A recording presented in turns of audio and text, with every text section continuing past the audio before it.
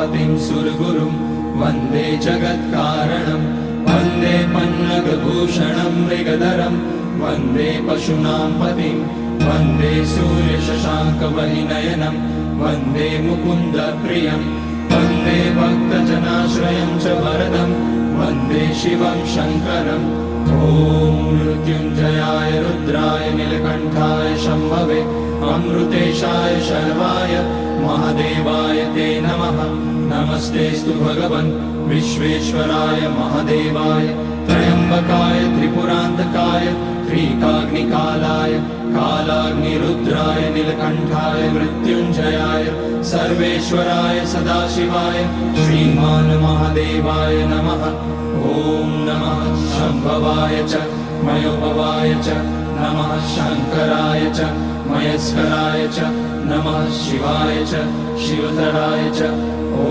त्र्यम्बकं यजामहे सुगन्धिं पुष्टिवर्धनं उर्वारुकमिव बन्धनान् मृत्योर्मुक्ष्यमामृतात् नागेन्द्रहाराय त्रिलोचनाय भस्माकराय महेश्वराय नित्याय शुद्धाय दिगम्बराय तस्मै नकाराय नमः शिवाय मन्दाकिनी सलिलचन्दनचर्चिताय नन्दीश्वर प्रमथनाथ महेश्वराय मन्दारपुष्य बहुपुष्य सुपूजिताय तस्मै मकाराय नमः शिवाय शिवाय गौरीवदनाब्जवृन्द सूर्याय दक्षाध्वरनाशकाय श्रीनीलकण्ठाय वृषध्वजाय तस्मै शिकाराय नमः शिवाय वसिष्ठकुम्भोद्भगौतमाय